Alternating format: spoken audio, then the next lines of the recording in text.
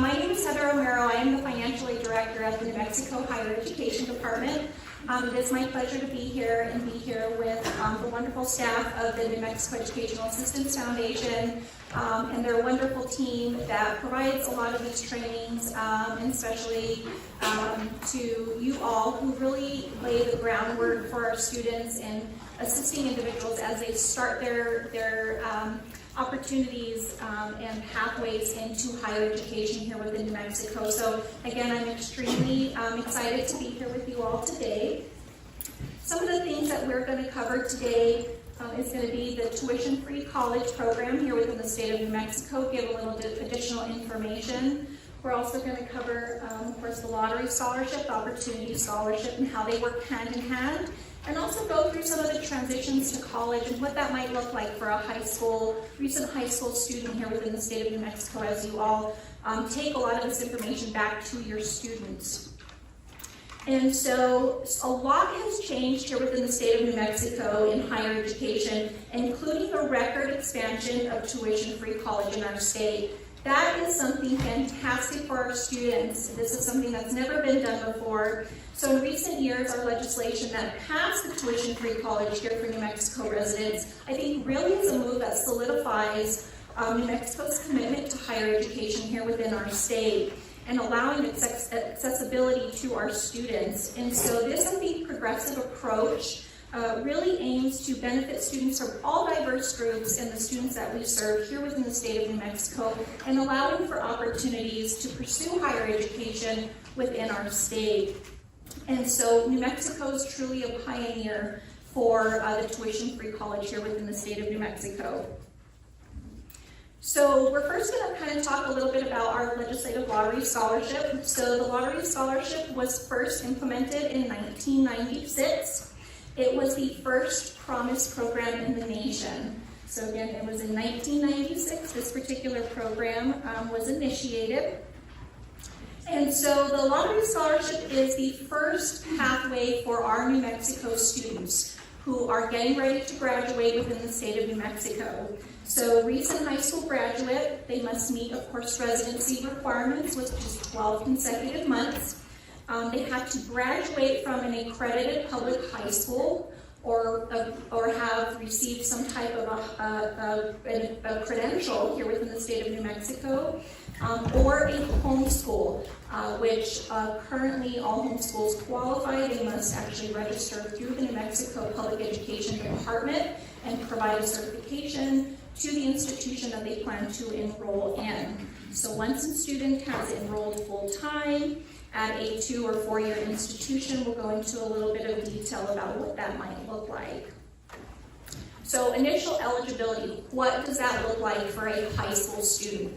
So for a high school student, recent graduate, they are on a pathway to the New Mexico Legislative Lottery Scholarship. So again, you're a recent high school graduate. I have enrolled in a 2 or 4 year public institution here within the state of New Mexico. And we encourage full-time enrollment. So full-time enrollment is 15 credit hours at a 4 year institution and 12 credit hours at a 2 year institution. This is really important for our students. We really want to ensure that we're setting up students for success. So while there are the requirements don't necessarily require a student to enroll full-time, we really want to encourage that full-time enrollment. We'll get into a little bit of that in detail a little bit later as to why we want to encourage students for full-time enrollment. And of course, the student must achieve a 2.5 GPA during their initial semester. And then the student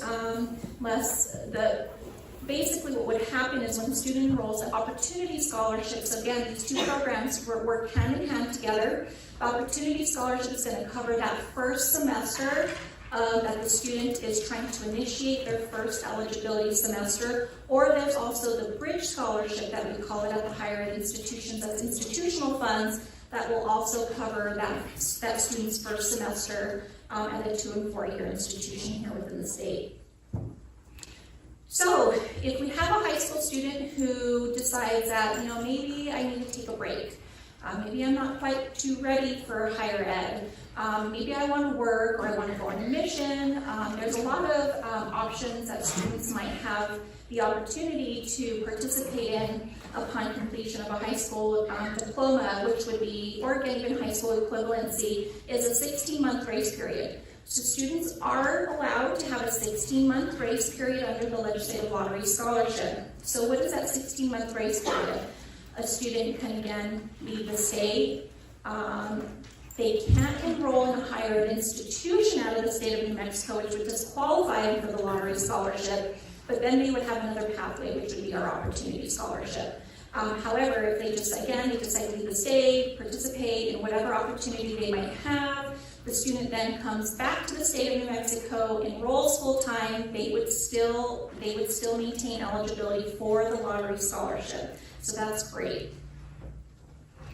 Now we're talking about student has initiated their first semester, we've met all the requirements, we've enrolled, we've met the 2.5 GPA, I'm a New Mexico resident. Now it's continuing eligibility and ensuring that our students continue to receive the Legislative Lottery Scholarship. So again, you've met the eligibility requirements. Now you've still got to maintain your New Mexico residency within the state. They've successfully completed their initial semester. They now have a 2.5 cumulative GPA. And of course, you're still enrolled in the minimum credit hours at a 2 or 4 year institution. And of course, tracking at the higher education institution, this is where we get into the continuing eligibility for our students. So students can enroll in a minimum of 12 credit hours at our 4 year institution. What does that mean? We want to allow students to, we want to push students to enroll 15 credit hours. So let's just say during the continuing semesters at the higher ed institution, the student drops a class or is not doing well. It's called a cushion, is what we want to call it. So a student has 15 credit hours, I have to drop a class, they're now enrolled in 12 credit hours. That's great. It still allows the student to continue eligibility on the program. They're not going to lose the lottery scholarship. So we kind of consider it again as a cushion. However, it's an academic requirement now as an academic year. So now the student dropped a class, I enrolled 15 credit hours in the spring, will now have an academic year requirement still. So if I'm at a 4 year institution, I have to enroll in 30 credit hours to ensure I'm continuing my eligibility on the lottery scholarship. So with that, we have summer semesters. So now we get into summer. So there's 3 summer semesters that are allowed under the lottery scholarship. Student didn't drop a class in the fall, enrolled 15 in the spring. Well, now I have a credit that I have 3 credits that I have to make up. You have a summer opportunity to do so. So now the student must enroll in the summer class and meet that 30 academic year requirement, 30 credit hours.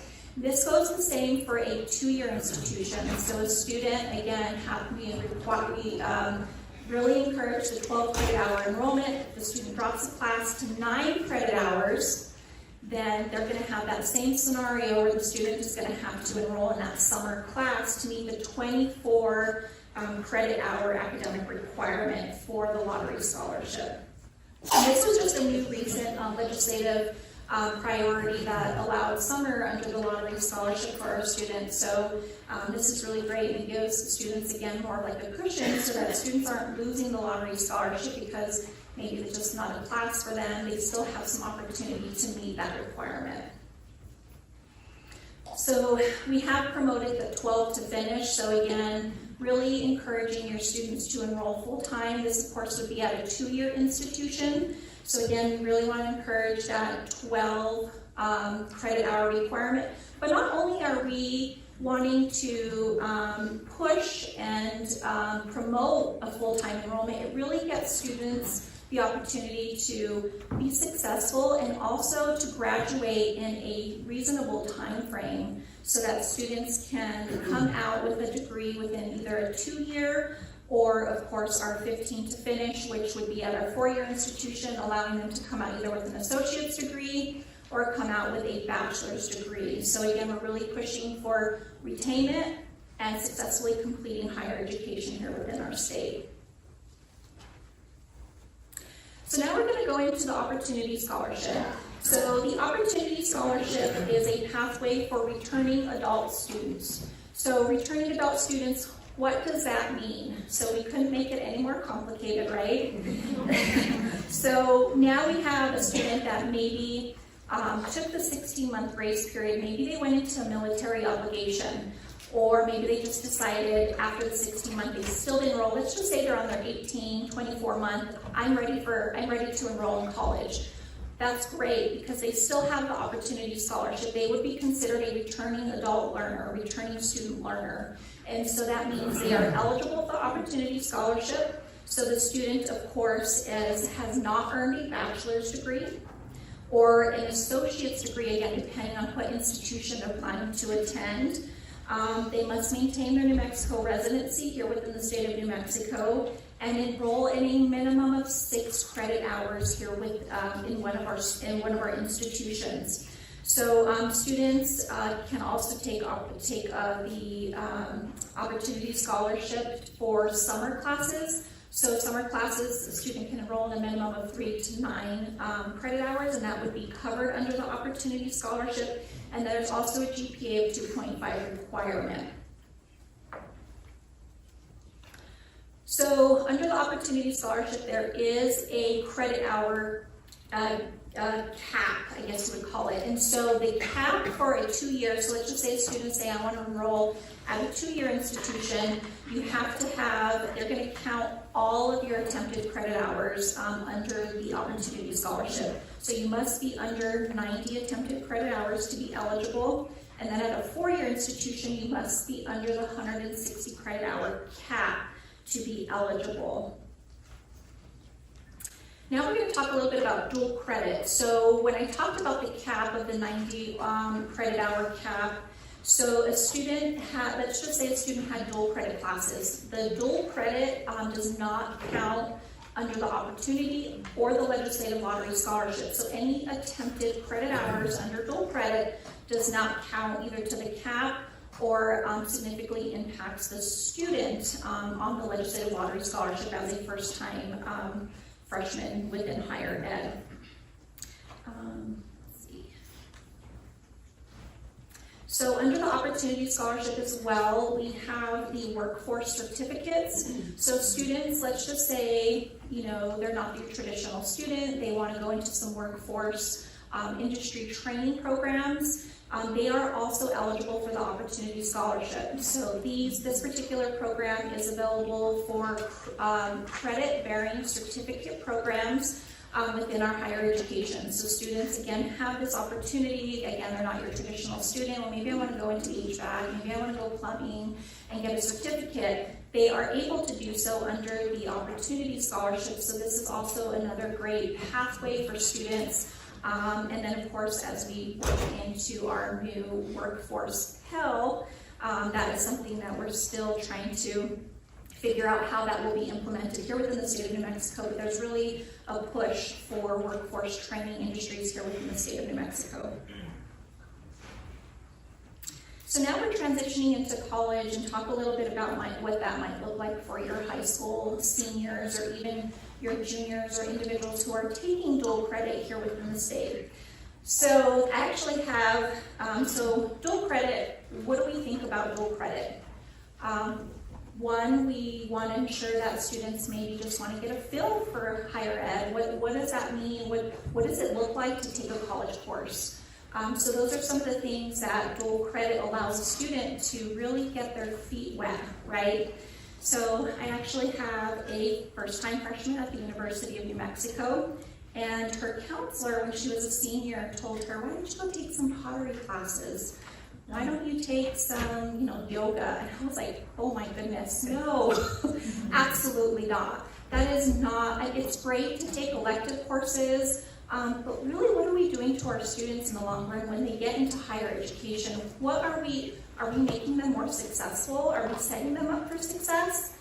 No, we're not. And so really we want to promote dual credit for students who, for math classes, some of their prerequisites. Do they have a pathway? What do they want to do? And so those are the type of things that gave me a heart attack when her high school counselor told her to take unnecessary classes. And so my daughter doesn't have, of course she told me, and I said, no, you're going to take your general math, your English courses, and she wasn't in her freshman class. She entered the University of New Mexico, she had a leg up, and she was not within her freshman group in her general education. She is now taking her biology, her chemistry classes. So again, we really want to set students up for success. We want to ensure that we're giving them the opportunity to take some of these courses, and maybe they won't even do so well in some of those courses. That's fine, because they can actually take those when they get into, once they graduate, they can actually take those classes. So again, I just want to kind of touch a little bit about what dual credit is and how we want to really give students an opportunity to be successful in higher education here within the state. So that is all I have for today.